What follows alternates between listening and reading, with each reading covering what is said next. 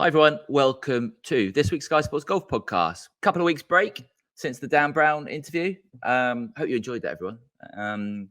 We've just had a very busy weekend of golf, and this week it's the final major of the year at St Andrews. We'll come on to that in a few moments' time. First up, my guests. My favourite Arsenal fan. There aren't many who I like. Trish Johnson, morning. Morning, Josh. How are you? I'm good. You all right? Yeah, not too bad. Not too bad. Finally made it to St Andrews last night. Long day. I think it took about 12 hours from leaving the house, which is madness. But then the plane left. Then it came back. Then it left again. Then it was rush hour. Then it was lashing down with rain. Then it was go and get some shopping, try and get some fish and chips, try and get into the house. It was mayhem, but it's all good. It's all good now. Excellent. Trish, how you been? You've not been on the pod for a while. I've not even seen you, I don't think, for ages. No, I saw you briefly at Troon, very briefly. Yes, very briefly. Quick embrace in that hideous Saturday. Yeah. Yes. Yeah. No, what have I been doing? Well, I played the Women's Open. Well, I say I played. I was there. I hacked it round for a 13th place finish, so it wasn't great, but it was, it was 4 days, and I walked, and it was hilly, and it was hot, so that was a start. And then did a bit of commentary last week of PGA golf, which was for the FedEx, which was fun with the motley looking crew that was Davies and Coulthard and the mob. No, it was great. It was really they were lovely. It was the first time I've worked with any of those guys, and they were absolutely lovely. So apart from that, just bits and pieces, really. Very nice. I mean, I'll be honest, I turned off after the front nine. I thought it was all done. So we'll come to that in a minute. Yeah, exactly, I bet.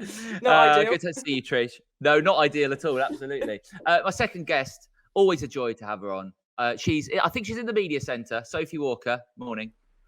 Morning, yeah, I'm in the media centre at St Andrews. I've just walked a couple of holes with Lillian Vu, Celine Boutier, Maya Stark, so I'm getting my Solheim fix as well as some Scotland fix. I've had my photo on the bridge. I've had my photo. You've done it all already. Sign. It's like going to Disney World, isn't it? You got to tick them all off before the crowds go. Yeah. For you, someone? I mean, I do this when I go to the old course. Do you, like, 1 day or 2 days, get up early and just go and stand on the first tee? I love doing that. I just got kicked off the first tee, actually. My accreditation didn't get me in there. It's like, really? Where's your pass? Well, it's really windy, and my pass was like round the back of my neck, and I just walked on. And then he said, "No, where's your pass?" And I showed him it. He says, "You're not supposed to be here." I was like, "Okay, let's go." I do enjoy watching the AMs tee off there, though. It is great. I mean, it's mostly Americans, but it is very entertaining. Just don't stand to the right hand side of the tee. That's what I do. Exactly. That's what I was going to say. Right. Yeah. Ever stand right. Wind left to right all week as well. Oh my God. Oh, that is so good. So good. Right, let's get on to the people would have noticed I've avoided the Spurs game result yesterday. So let's move on. Little nod of the head there from Trish. Look at a little smile. And Sophie as well. Jesus, the two people that maybe I didn't want on after last night's result was you two. So yeah. Let's start with the FedEx St Jude. First playoff event in the FedEx playoffs. I was a roller coaster on Sunday night in Memphis, I'll be honest. Through 64 holes, I say Matsuyama was perfect, Trish. He had a 5-shot lead heading towards the 11th green. Just quickly, there was a weird rules decision about this pitch mark, Trish, on the 7th. Can you tell everyone what the situation was and what was the final chat about that? Yeah, so basically, he hit his approach shot into 7, and it pitched just short front right. And then the ball, and it made quite an indentation, to say the least, which was sort of sat up as well. And then the ball sort of wandered back, and it's very debatable whether or not it was exactly on his line or not. It was just to the right-hand side. If I'm honest, I thought it was just. But the bottom line is, you can tap down things that are nowhere near your line off of the green, but you can't tap down anything that is, anywhere near where you're going to be playing from. And as he walked up to the green from his ball to sort of, survey the line or whatever, he just literally stood on it, tapped it down. And I have to say, totally, not sort of surreptitiously at all, absolutely just stood on it as though he didn't know the rule, or he just thought, well, it's nowhere near my line, so it doesn't matter, right? But the weird thing was, it took 4 holes for them to decide. Yeah. And as Andrew Coulthard pointed out, it wasn't just the case that they didn't talk to Hideki until the 11th, but taking so long for that to come up with a result, or whatever you want to call it, it didn't give the other players either. Supposing that had been a 2-shot penalty, the other players, instead of having a 5-shot lead, you've got a 3-shot lead. That's very different. And it puts a totally different slant on possibly the way that they might have played that last sort of 7 or 8 holes. It was just very strange. And obviously, they came to talk to him. He gave his point of view. They decided it was no penalty. But then the wheels came off. Absolutely came off for about 4 or 5 holes. And it was as though you were watching someone that you had never seen before. He did everything quicker. Everything was just going pear-shaped. And I have to say, I do not know how he won that golf tournament. It's one of the most extraordinary things I've ever seen, for someone to literally lose it, and then on the 2 hardest holes on the golf course, finish birdie and win. It was extraordinary. It was amazing. That back 9 was truly amazing for Matsuyama. For people who didn't watch, he bogeyed 12, parred 13, bogeyed 14, double bogeyed 15. So he had a 5-shot lead and it had gone. And then he had 2 brutal par 4s to finish, as Trish said. Sophie, I want to ask you this. Have you ever been in a situation like that where you've been coasting, you're absolutely coasting, and the wheels come off? How have you dealt with it, if at all? Well, I think sometimes as well with like a ruling, even though he's not done anything wrong, you've got that in your back of your mind, haven't you? Like, I'm sure I've not done anything wrong. And with golf, you rule yourself, don't you? You would rather give yourself a penalty. And so I think that's obviously affected him. I was thinking about this question in terms, I've had it in match play when I was younger, and I was like, 5 up with 6 to play and just got over the line once. But the biggest collapse I can remember in a tournament that I played in was the US Open in 2018, when Ariya Jutanugarn, she had about a 7 or an 8-shot lead in 10 holes. And it was one of those where, we crowned her. She was so good. She ended up in a playoff. And the reason I come back to this was only a few months ago, I was speaking to her caddy, Les, who was caddying for the girl that she beat in the playoff. And he was telling me about the playoff hole. And he got to the second playoff hole and she looked at Les and went, right, I'm ready to win. And he said it felt like we had to win twice. And that's probably what Hideki felt like yesterday. He won the tournament, he lost the tournament, and he won it again. He will be knackered, I tell you, from those last 9 holes. Yeah, I bet he is. As Trish said, I'm not quite sure how he won from there at all. It was, Hovland looked like he was going to out of the blue win. He hadn't done anything for about a year, Hovland. What about you, Trish? Did anything like that happen to you where you're cruising and then all out of nowhere something comes up? Not that I can recall. I remember having a 5-shot lead going into the last round of the French in 2010 over Laura, funny enough. And after 9 holes, we were back square, but that's because she was 5 under for the 9 holes. Oh. So it's not really the same thing. As Sophie's alluded to, the only thing I can think of, I got a vague memory of Paddy Sheehan having a 8 to 10 shot lead, the US Open, which I don't think she ever won. And it was one of those, I think there was a rain delay and, finish, come back. And I think Inkster ended up winning. So an 8-shot lead with not that many holes to play necessarily. But I can't think of too many huge collapses in general. You don't often see him. I remember Justin Johnson had one. Was it Justin Johnson? Yeah, he's had a few. Lead. He had an 8-shot lead somewhere. DJ. I know, because at that time I think I might have had Anyway, and I remember it was it China, somewhere like that. It was in China or somewhere, and I remember wherever we were, it was a different time zone. And I remember thinking, lovely jubbly, that would be a nice little win in the bank. I woke up, hang on, first place. Where's Dustin Johnson? Where's second? Where the hell is he? So that's the one I remember more than anything else, but I can't quite remember when that. Yeah, I'm pretty sure it was China. There was a good one this year, Josh, wasn't there? That's what I was going to say. Soderbergh is mine. Soderbergh at the Scandi Mixed. Oh. That I just got goosebumps thinking about that, because that was horrible to watch.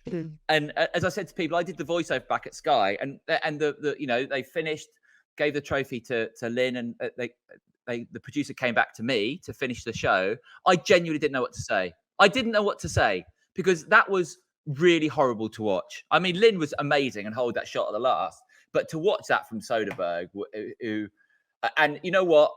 He's not been the same golfer since. I've not seen him on a leaderboard since. I think he's withdrawn from a few tournaments, possibly with injury. But that's not his first rodeo, though, is it? Doing that? No, and I mentioned that. I mentioned that before the tournament started. I said final round with him. So I hope he comes back. The only really good thing about that, and I remember watching that last round, and quite right, I'd totally forgotten about that, was Lynn's interview. You know, that's as good as it gets for someone that knows they've been handed a golf tournament. She's not stupid. And as big a tournament win as that was for her, you know, she was, and obviously he's Swedish as well. She probably knows the bloke. I'm sure she does. But she did handle that incredibly well and was, you know, unbelievably sort of respectful, not exactly celebrating in any shape or form. Because, you know, you can do that later. You don't need to do that on camera. And she was great. Yeah, she was brilliant, Lynn. She handled that excellently, as you said. So, quick mention on Hovland, who best results since last year's playoffs for Hovland, runner-up on Sunday. He said, I think this was before the week started. He said, someone asked him about, because he's done so many changes, he's left Joe Mayo, he's gone back to Joe Mayo and all of this. He said, it's just not that fun to play golf when you don't know where the ball is going. I do pride myself in trying to make the best out of it, but it gets to a point where you kind of lose that belief. I mean, there'll be people listening here who feel a bit like that, no matter what handicap you are. What is the best thing to do when you don't know where the ball is going? I know we could be here for ages asking this question, but there will be people who can relate to this who are listening. So I think you've got to go back to the real basics of it all and start thinking, you know, less about your swing and more of what you want the ball to do.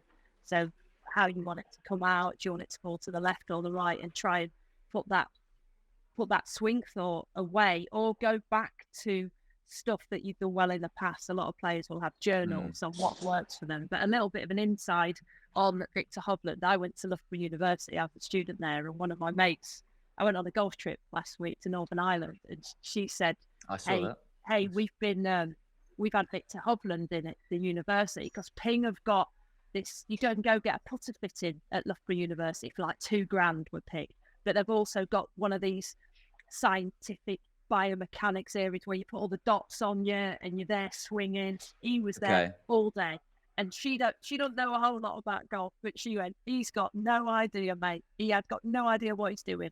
Like, that was the way he came across, and he just spent hours just trying to work it out. The Ping were there trying to change his clubs to suit his swing. And in the end, they were like, no, it's your swing. It's not the clubs, type thing. So the lads trying everything. She said he was a complete delight. He was taking photos with everybody. Yeah. Lovely boy. Good on him.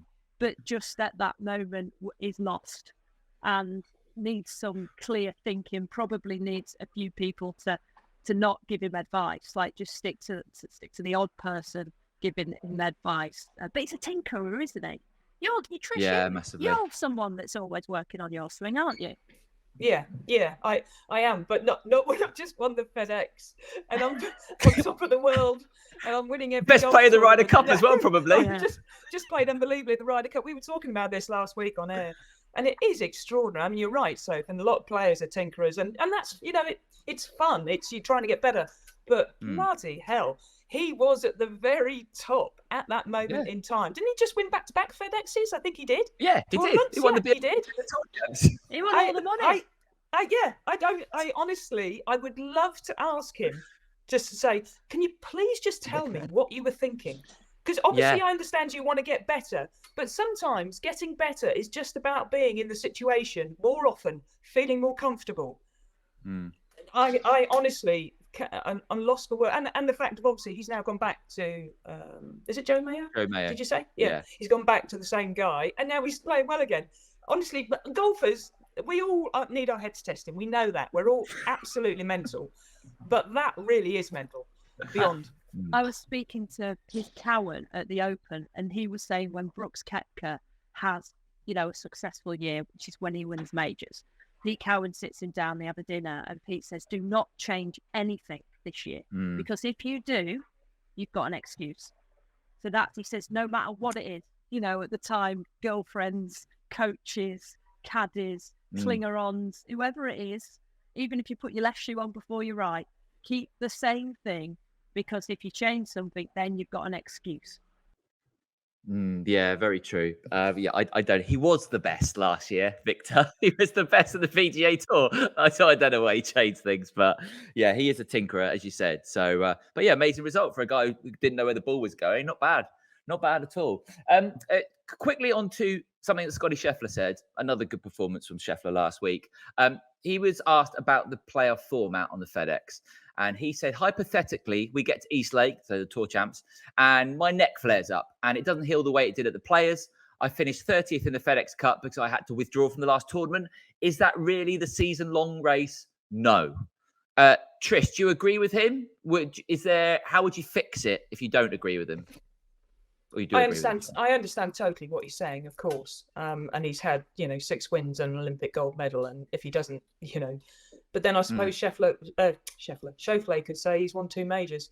I honestly, the answer is, I don't think there is an answer, because I don't think there is a fair way of doing this, that a sponsor that is putting in an absolute shed full of money, the players might be happy with a certain, but the sponsor won't be, because basically what Scheffler's saying is he should have such a huge lead because of the year he's had that he can't possibly lose.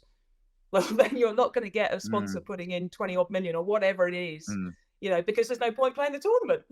So I don't know what the answer is. And I think if there had been a better answer as far as the top players are concerned, they would have maybe found it by now. Maybe they should all maybe before the year starts, what they should do is all the top players, and it should be the top players because they're the ones that we're talking about, should put their heads together and come up with a solution before a shot's been played, and so that no one's got any sort of agenda. Okay, what's your solution? Because it's all very well saying it's not fair, but what's the fair solution for all of them before a shot's been played at the start of the season, and then take that to FedEx and let's see what they come up with. But until that happens, I can't say. I have to say, and I know it's not as much as the first place and second place, but I don't think I've ever watched a golf tournament before for 4 days, every shot, where it's been so entertaining, because it matters whether you finish 50th or 60th or 70th or all the way down. I mean, look, at just one point, Eric Cole and Cam Davis, I think it was, me, Damo and Andrew were in comms at the very beginning, and they just finished on 18. And Cam Davis had made a double, threw the ball in the water. That's him gone. He's out. He's done. He's 51st or whatever. Eric Cole hold a 25-footer to make a 5 to be on the bubble at 48. 5 hours later, they both made it.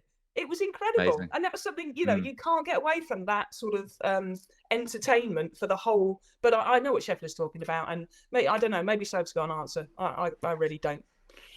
Soph, have you got an answer? Have you got FedEx are listening? Well, he's the number one, so the only place he can go is down, isn't it? That's down, that kind of his issue. Another thing is best mate Tom Kim. He finishes 51st, is it? So he's missing out.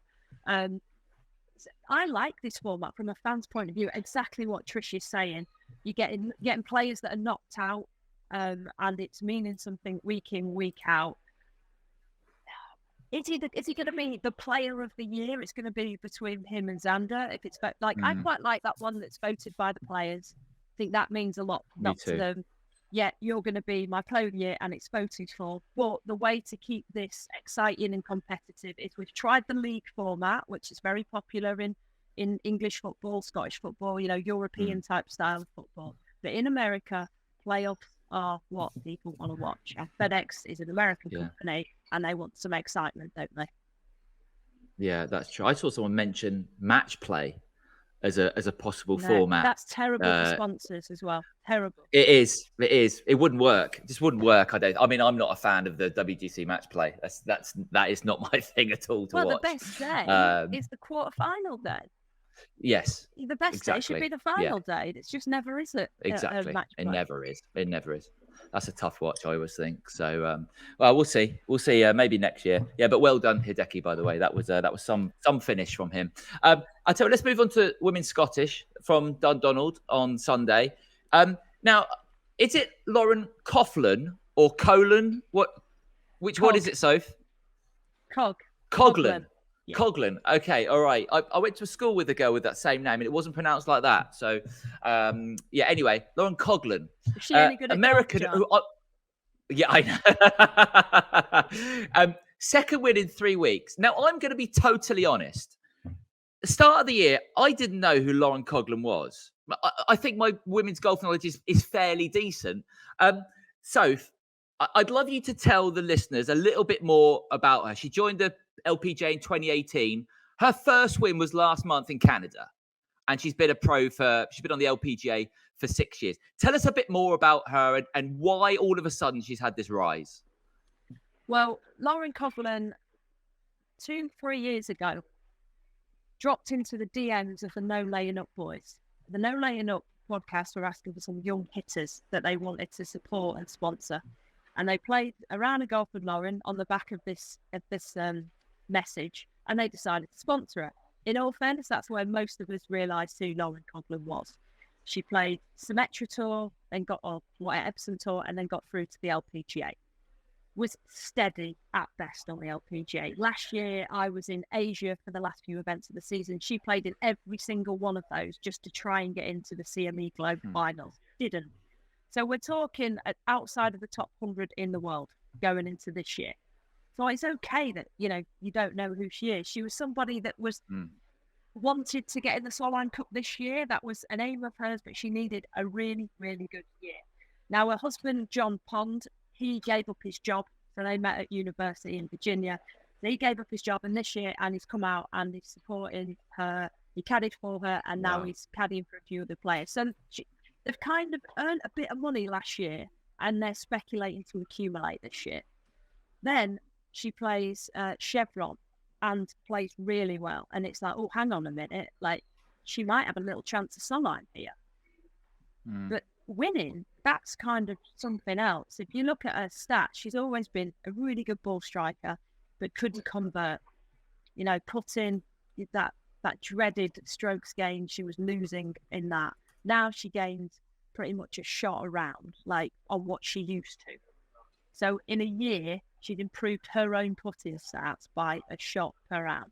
So now she is absolutely flying. She looks a different person to the Lauren Coughlin I met at the laundry in Asia last year.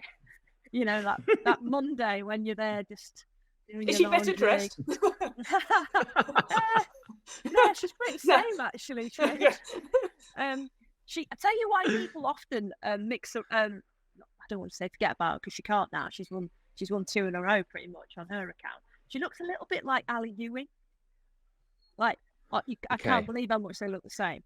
So last week at the very true. she went to get her yardage book, and the lady said, "Oh, you've already got it." She went, "I've not got it." She went to sign in, and it was Ali Ewing that's got it. So maybe there is that. Like you think, oh, is it the same person? But I tell you what, she's arrived now. She's in the top 5 stroke average on the LPGA Tour for the year. Like out of everybody, we're talking the lot. So this is a sustainable Lauren Coughlin for 2024. And 4 months ago, you weren't thinking Lauren Coughlin, but she's had a couple of good results at major championships, ran it close at Evian, and it's just ridden that wave. And you'll probably be able to take this one on better than me, Trish, but Terry McNamara as a caddy, that is huge, isn't it? Yeah, she's hit the jackpot there, really. Terry Mac been out. Well, he hasn't actually, but caddy for Annika for years. He's caddied for so many top players, so many wins. And obviously he was on the bag this week. Only one thing I remember, and Soph's absolutely right. I got all my information on Lauren Coughlin from the No Laying Up podcast, and the one thing that she alluded to with the putting. So her husband went to have a ping fitting for himself, right? And she picked up a ping putter she went with him to the ping fitting and picked up the ping putter, and she took it from there to Chevron, which was the next week when he caddied for her. She's finished 3rd, and I'm assuming, I don't know for sure, but that's the putter that's been in the bag since. Wow. And if her putting stats have improved beyond recognition, I know, it's not a ping advert, but it's a hell of a push in the right direction. And can I just say, just before I say, when I said was she better dressed, it's not because she wasn't well dressed before. It's just because of the money she's won. I just realised how that sounded.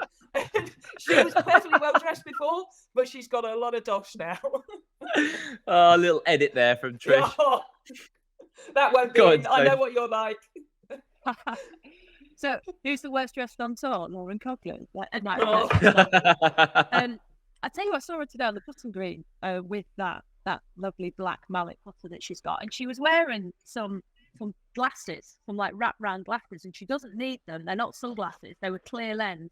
And on it's her right eye. She has a bit of tape across this right eye, and I was rushing to get on this podcast, so I couldn't ask her what it was, but it must be something to do with how she focuses in on the ball and how she wants to block out that side of that eye. So maybe obviously she's working on something as well as stumbling across this new putter. But I think we had her down. She finished on Sunday with 7 1-putts in a row, and they weren't all tough.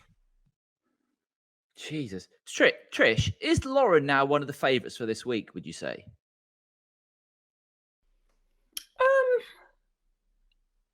I mean, it could have been. She's just going to have a great couple of weeks, to be fair. No, I don't think she's had a great couple of weeks. And the only thing you wonder is, you can remember that you get these players, a bit like Alison Corpuz, won the US Open, and for that year was up there having played Solheim Cup. Now she's sort of. Do you look at her and ever think Alison Corpuz is going to be contending? Not really. Now that doesn't mean Lauren Coughlin is going to be the same. She's 31 years of age. She's mature. And I should imagine she's enjoying every single moment of this. And, you get that confidence that if that confidence doesn't leave her, then there is no reason. I actually what the hell am I doing? A swing analysis in the studio the other day with her swing. Did my best. But just looking at it in black and white, it's very simple. It really, there's not a lot of moving bits. You can see why she's playing well. And as long as that continues, and her putting, as Sophie again said, that, putting's everything. Crikey, it's everything. Look at Hideki last week. First 3 rounds, 3.5 rounds, he could not miss. Then he suddenly, something went and he missed a few, and it's everything. And it affects it's like Jordan Spieth, it affects your long game so much. That's the key people don't think about. It's not just they're not holding putts, it's then the pressure that puts on the long game. So I'm not saying I don't think she's necessarily a favourite, because I've got to see, like I say, I think the conditions this week are going to be utterly brutal. Can she play in those she's confident. That's a start. You look at someone like Nelly, who's a superstar. Is she confident? I'm not sure at this precise moment in time she is. So confidence is everything. And that's kind of, why I picked her. I think is going to win, because she's so confident. And yeah, I think the brutal conditions this week will find out an awful lot of play. You've got to really want to play 4 days of golf in Scottish conditions this week, and if you don't, it's going to find you out. Yeah, you're right, Trish. I obviously it's Monday night and I'm not playing, so I went out last night and was speaking to a few of the caddies, watching your boys draw against Leicester, and we were talking about that. We were talking about, from a caddy point of view, if your player doesn't fancy it, like how demoralizing that is. You're like, what am I doing here then? The message that sends across, and that they were saying how hard it was in Scotland, West Coast of Scotland last week at Dundonald Links, and how their players are tired, and a few of the players were, having a moan because it's horrible out there. Like, it's hard to stay positive. And then they've got another week of this here. Last week there was a clear kind of wrong side of the draw. If Trish is right with her weather forecast, there could be that this week. So the attitude of a player, which I think is always going to be good when the weather's okay and you're at a major championship, like last year at Walton Heath. But this year, it's really significant for the player to just get their head down, put their hands in the pockets, and say, no matter what is thrown at me, I'm gonna cope with it. So if you mentioned Solheim, and Lauren Coughlin is now a cert for the American team, which is, it's brilliant for her. A brilliant story. Can I quickly ask, I've only just realised that Solheim's 3 weeks away. It's come around so quickly. I can't believe it. Robert Trent Jones Golf Club in Gainesville. The conclusion of this week, this is Team Europe. Let's talk about Team Europe here, shall we? 8 automatics will be confirmed. And then Suzanne Petterson, captaining again. She'll announce her 4 picks on Monday coming. So 6 days' time when we're recording this. So Sophie, you first. Do you think there's going to be any surprises for Team Europe at all? I don't know what you mean by surprises, because I mean, So in the picks more than anything. Right. Well, Esther Henselight's replaced Georgia Hall at the moment, so that'll mean Georgia needs a pick. If obviously she don't get past her this week, which I think will be fine. There'll be a couple of changes. In my opinion, I think Alban Valenzuela's got a good shout. I think Emily Pedersen, she's really struggling at the minute, but it's Emily Pedersen and Suzanne loves her. And how well she played last year. I reckon Suzanne thinks as long as I'm next to you and I'm telling you how good you are, you'll be fine. So I think Em will get in, but her form isn't what it needs to be. Maybe I think there might be two, maybe three new faces. Would be my shout. What about you, Trish? Yeah, Trish. Anyone else? Two new faces. Well, I guess it's going to have to be because Kedwall's not going to be in. No. And who did you just say, Sophie? Who's the other one that's not going to be in? Valenzuela. What? No. I mean, I think Gemma Driver, I think, is one that you could go either way with, and Emily Pedersen as well. Like, I think those two are probably more vulnerable a position than they were this time last year getting into a Solheim Cup team. 100% agree with that.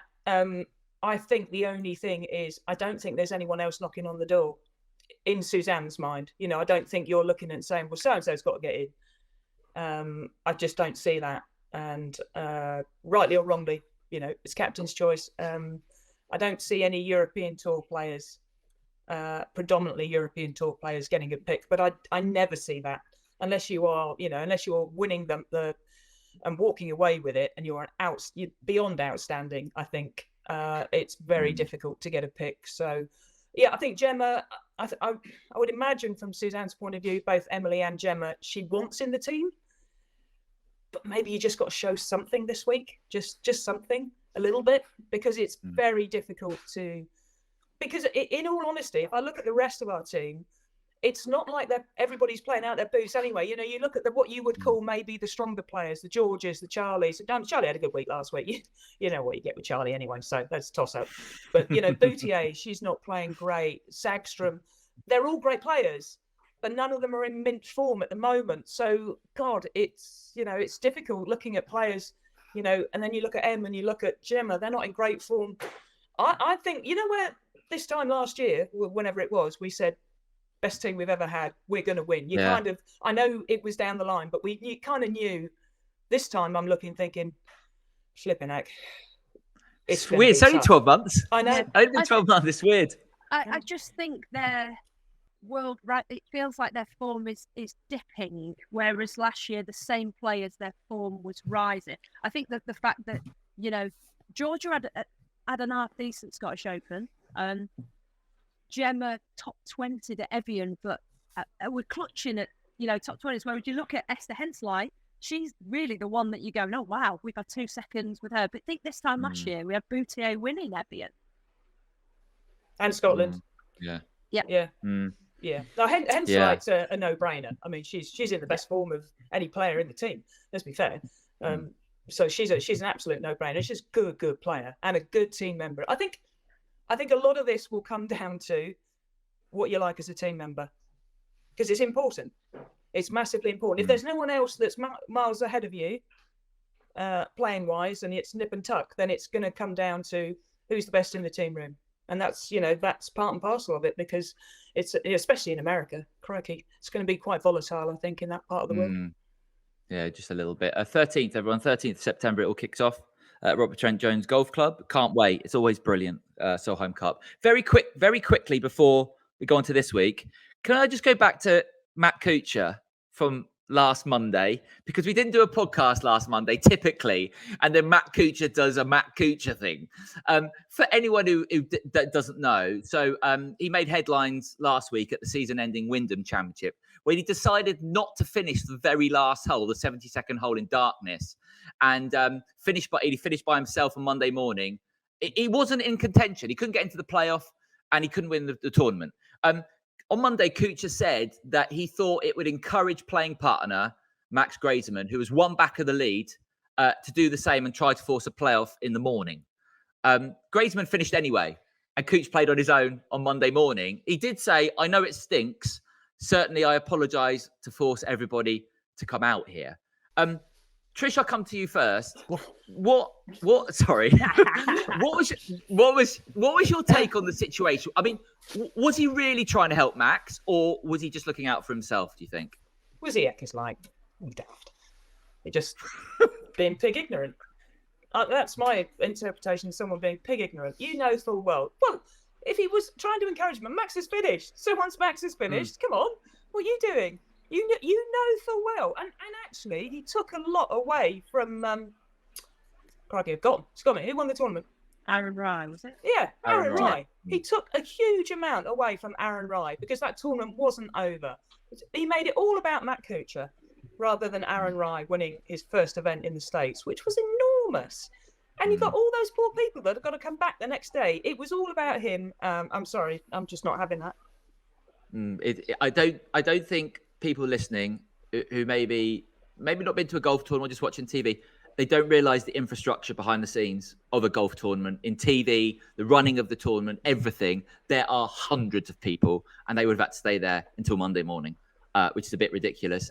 So, I mean, why didn't he talk to Max down the fairway on the 72nd hole about it? I don't get that. No, I don't get Matt Kuchar, really. He's got form for this type of thing. And like the green staff, everyone around that tournament, they have had the longest day. It's not like it's all gone to plan. They've had rain delays, the lot. And just to say, okay, you've got to come back tomorrow morning for this 18th hole, it really does just stink. And that is where, I don't know, can you make him play? I don't know what the rule is, but if he had a spoke to his play partners, then, like you say, his play partners have gone, well, I'm finishing, so don't do it for me. Well, look at it from a player's perspective. We all know, sorry, Josh, maybe not you, but me and Sophie know, if you've got to come back the next day, you do everything you can. Everything you can to get someone on that 18th tee to hit the tee shot. And if it's pitch black, sod it, doesn't matter. I'll finish. I don't want to come back first thing in the morning, getting up at 4 o'clock to come back and finish at 7, one hole. That's a player. So those poor people, as Sophie, alluded to, all the green staff who get up at that hour every day anyway, who are you thinking about? You're only thinking about number one. And I know most players only think about number one, but that's normally when you've got a chance to win. But in I feel like in that particular instance, the tour staff should have been able to go up to him and say, listen, Matt, I'm sorry, you've got to finish because we're not coming back in the morning. If there was anything on the line apart from money, the guy's a multi-millionaire. Come on, he's finished. Just to be Matt Kuchar, I think Matt Kuchar's won nearly $50 million in his career. So we're not worrying about the fact that he's not got a couple of pennies in his pocket. He's just being. You'd have to ask him, but they have, and the truth is, well, whatever. Whatever. Well, it stinks. Yeah. He said it stinks. Yeah. It does stink. Yeah, he said it stinks. He's right. Yeah. It was bizarre. I've got to say that was very bizarre. And I did feel sorry, absolutely, for Aaron Rai because that was incredible performance from Aaron. And you're right, it kind of took away. We're talking about Matt Kuchar, we're not talking about Aaron Rai, which is not how it should be. So congratulations to Aaron, by the way, and me and my golf boys as well. I know how much work all of them put in. So many congratulations to them. Right, let's come on to this week. Final major of the year, as I said, Lilia Vu defending, won by 6 last year from Charlie at Walton Heath. Third time it's been played here at the old course. Lorena Ochoa won it in 2007. Stacey Lewis in 2013. Single figures won it. It was tough both those years. We laughed at that, Trish. We laughed at that. Single figures won it last time. Whoa. So, I mean, unlike the Open, AIG Women's Open, it has no unwritten rule of sticking to links courses. So we've had Sunningdale, we've had Woburn, we've had Walton Heath. They're great courses. I love those courses. But Soph, would you like this tournament to stay on links courses by the sea? There's a yes and a no for that. I'm sorry. It's a bit of a weird answer. Yes, because I love links golf. But no, because I've been seeing the fans that turn up around the area that you're talking about, that London area, Walton Heath, Sunningdale. For me, not so much Woburn anymore. And I'd like to keep it on a heathland. But even at Woburn, the crowds are just incredible. And I really enjoyed Walton Heath last year. I thought it was an excellent setup. And I love the fact that in the Women's Open, we might get to go to a venue that the men don't go to. So we're going to Porthcawl next year. Trish, you'll be down playing, I'm sure. Great. Love your dreams. And we're going back to Lytham. You know, we get to go to Lytham and the guys don't get to go to them. So I like that fact that we do that. And it's not like, you know, the standard of courses since the RNA have got involved has just been exactly what is necessary. So I'm happy where we are, as long as we just keep to that standard of, you know, they're top 100 in the world golf courses, just some are Heathland and some are Links. Trish, anything to add to that? 'Cause you were nodding your head along a lot there. Yeah, well, I was just thinking, I think when you say there's no rule, I'm correct me if I'm wrong, Sophie might know more than me, but I think there's some sort of, it might be unwritten rule, but this is what I've heard in the back of my head. Every 5th year, or inside every 5th year, we've got to go to a London-based club, I believe. And the rest outside of that are all links golf courses. That's as far as I know, within every 5-year period. I don't know, either I've made that up in my head, or I've read that, or I've been told that somewhere. But I think in that's kind of how, because if you look at the way it goes, I don't think you ever play. And I have to say, I went to Walton Heath last year thinking, I don't know why we're going here. This is ridiculous for a Women's Open. And so it's absolutely right. It was unbelievable. It was so magnificent. So my head has kind of been turned. I wouldn't fancy going back to Woburn again, the crowds, but Sunningdale, Walton Heath. It's got to be a course that has the infrastructure now. You know, you've got to have the space, and Walton Heath had so much space because of the other golf course. It was just out of this world, and the weather was perfect, wasn't it? It was. That always helps. That helps, which you haven't got this week by the sounds of it. So all the layers needed. Apparently, everyone. Trish said it's going to be 45-mile-an-hour winds Thursday or Friday. Good luck. I mean, I can't wait to watch. I genuinely, as a hacker, when pro golfers have it really hard, you know, the horrible bit in me loves to watch because just to see what happens. Trish, what is the key to doing well around the old course? Stay out of the bunkers, pretty much. Stay out of the bunkers. It's pretty much all the trouble is on the. If I'm right, I'm thinking all the trouble is on the right hand side of the bunkers going out and left hand coming back. I think that's right. And they are the issue. And obviously 16, 17, 17, we know. There are issues there, the road halt. So, but in general, the greens are, as we know, astronomically big here. They'll be, I would imagine, they'll be quite slow on the stint because they'll have to be. You know, if the wind is going to get up to 30, 40 mile an hour, which probably means if it's 40 mile an hour, they probably won't be playing, let's be honest. But if it gets up, 20, 25, you can't have, quick greens because the ball's just going to be moving, which they can't have. So they'll be fairly slow, which will take some getting used to. But I would imagine Donald last week after the rain, pretty slow.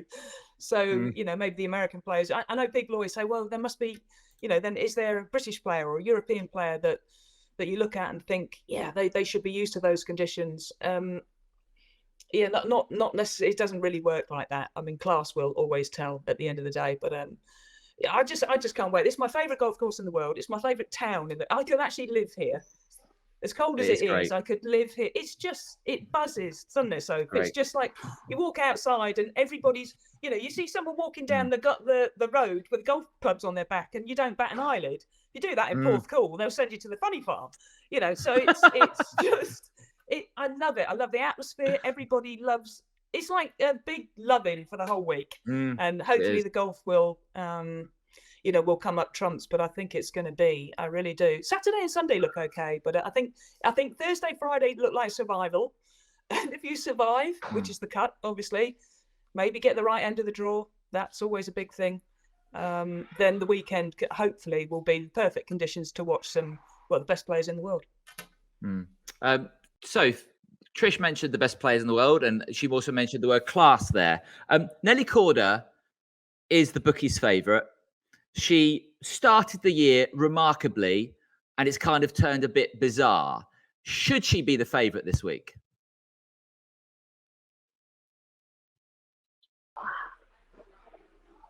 No. No. I'm just going to say no. the trouble was, right, the beginning of the year was ridiculously good. Like, you can't get better. You can't get better than winning every week, can you? You know, that. And then, and then it was just like, oh my gosh, she's 80. You know, it was just that it went from the sublime to the ridiculous. Now, that's a hell of a roller coaster to kind of deal with. I don't think she can be favourite because, like Trish was mentioning about her confidence, also the form hasn't been amazing coming in here, and she's not a Lynx mother, I suppose. But I'm happy for her to prove me wrong. It would be nice. She'd be a brilliant winner. Oh, it would be great. It should be an unbelievable winner. Trish, Sophie mentioned there she hasn't got a great record on links. She hasn't got a top 10 in the Open in 4 attempts. Were you quite surprised she didn't play last week at Dundonald? Yeah, I mean, that gives you the impression that she's not a great lover of links golf, doesn't it? I have to say, I think St Andrews, as hard a golf course as it will be because of the conditions, I think it's one of the easier, if I'm honest, links golf courses in general. It's fair. There's no hidden agendas here at all. Get the ball on the fairway, greens are enormous, putt well. The trouble with Nelly is her short putting. The short putting, since she won those tournaments, has been, you can't even call it average. It's, you know, it's awful. It's, you know, to 4 feet or so, you look and you think, and when she's good, when she won those 6 events, she's hardly missing anything. So it's as though her confidence is very fragile. I don't quite know how you go from winning 6, 5 on the bounce but I will say, obviously, that one, she came into the US Open, and on her 3rd hole at the US Open, which was the 12th, the par 3, she made a 10. And it all seems to have unravelled since then. I don't know if that was the catalyst at all.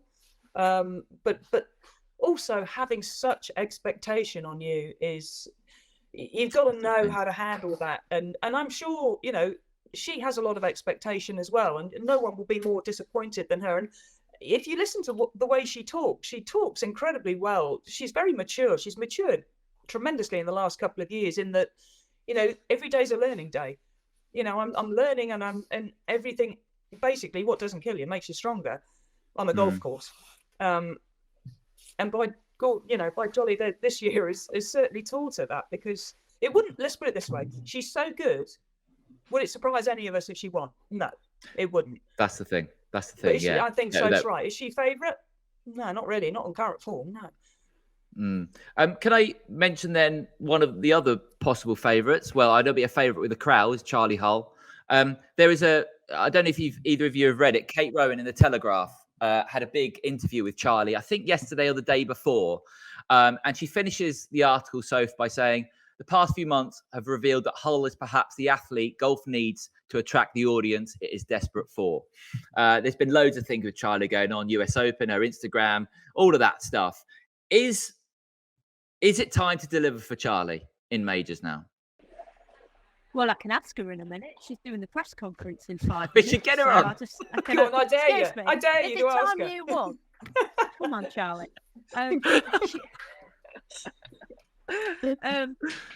She's had 8 runner-ups since her last win. And so it's been 2 years now since her last win. So, I mean, it's not like she's not tried. You could look at her and Georgia in the same package and think, have they won enough between them? So, yeah, I mean, the interview that she gave after last year's AIG Women's Open, I'm ready to practice till my hands bleed. I want this so badly. I was thinking, this, you know, she's not going to let one slip this year, but she hasn't really got in and amongst it to kind of let one slip yet. But she played excellent last week in Dundonald Links, for somebody that openly says she's not a huge fan of links golf. She I played in the wind. She just struggled. I think she struggled to see the ball on the ground. She liked to see it through the air. But we've had some rain, obviously on the West Coast and on the East Coast, so the greens will be a bit softer for her.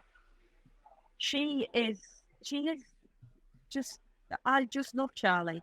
Trish is the same, like, we can't get enough of her. If someone says to me, who are you going to go and watch today? I'd tell them all to go out and watch Charlie Hull. You know, do we want it more than she? I don't know. I think last week I saw her want it. Last week she looked for us. She missed a putt on 11 and she puffed her cheeks out as if to say, bloody hell, like, come on, Charlie, on the Sunday. And she shot maybe one over.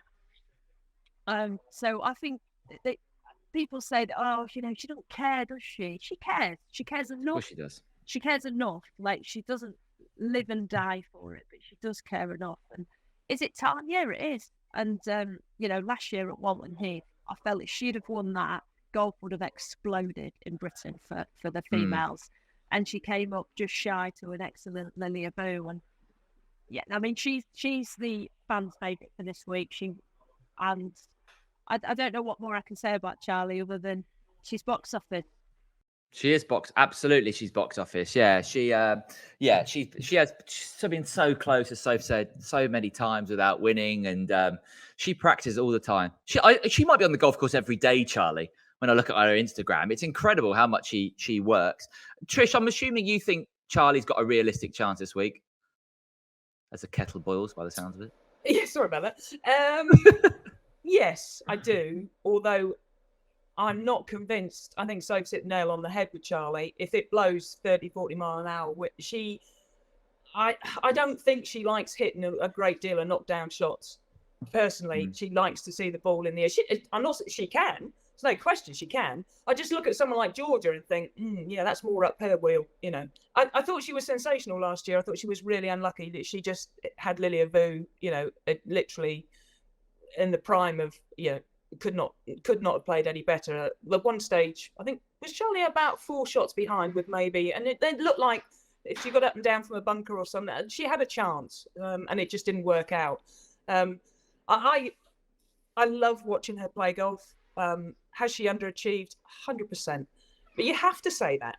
You can't talk about someone being a superstar if they've only won a handful of events. So it doesn't make any sense to me. Has she won an absolute shed load of money? Is she always involved? Absolutely. Is she good for the game? Totally.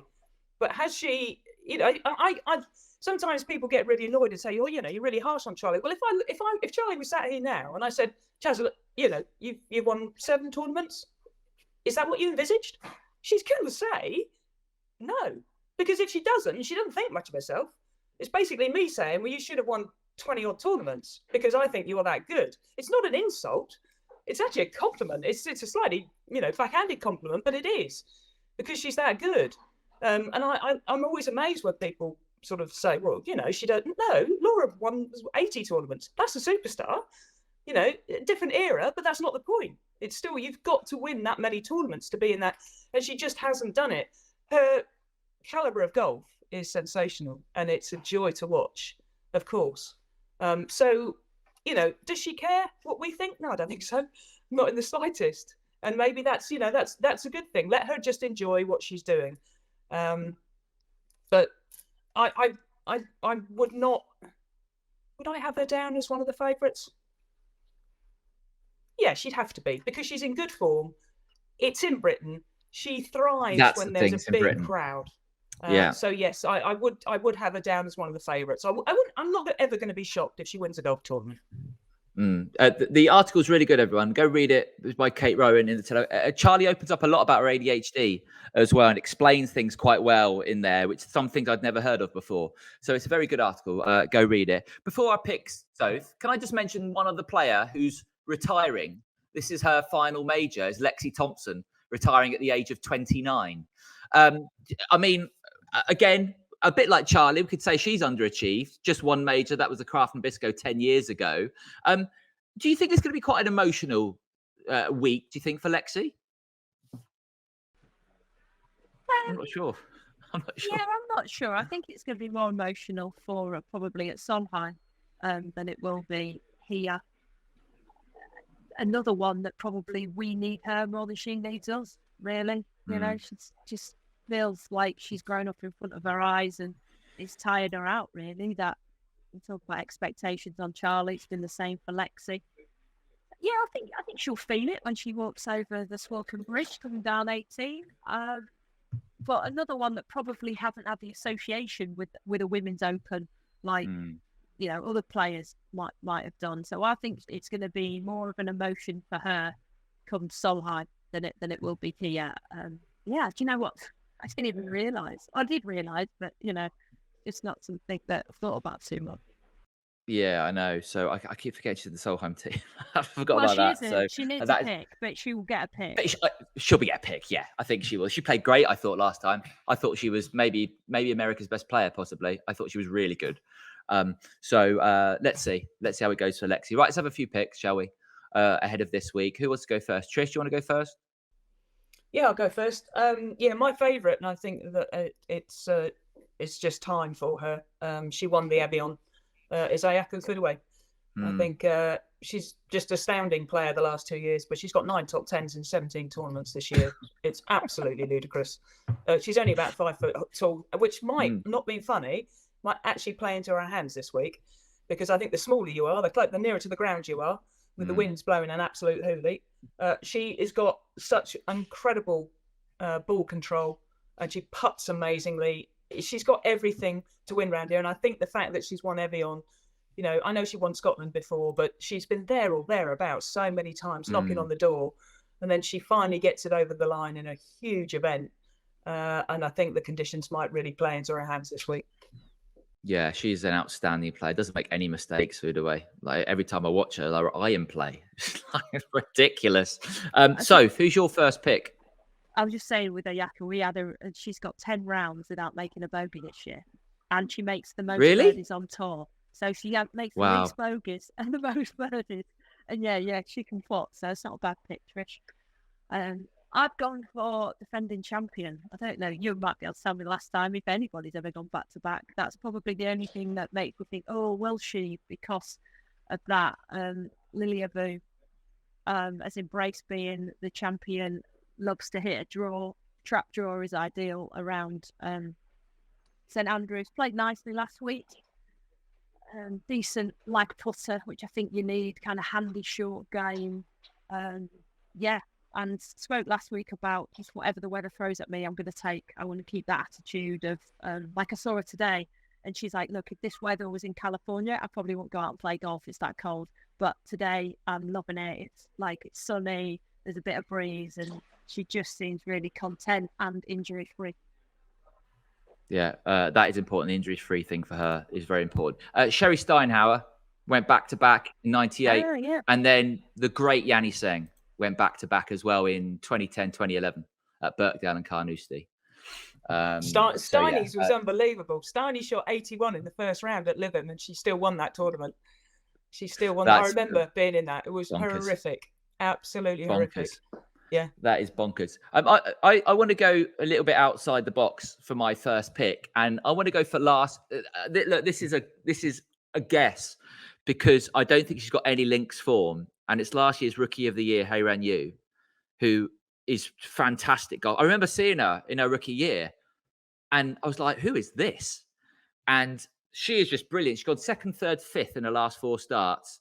Rookie of the Year last year, I said, and 3 top 10s in majors this year. So she's not scared of the big tournaments. It's just that the fact she's got no links experience, but she's that good. I think she might play well this week. So, funny enough, I've just looked at the odds, and actually Ayaka Foodaway is the favourite, not Nelly anymore.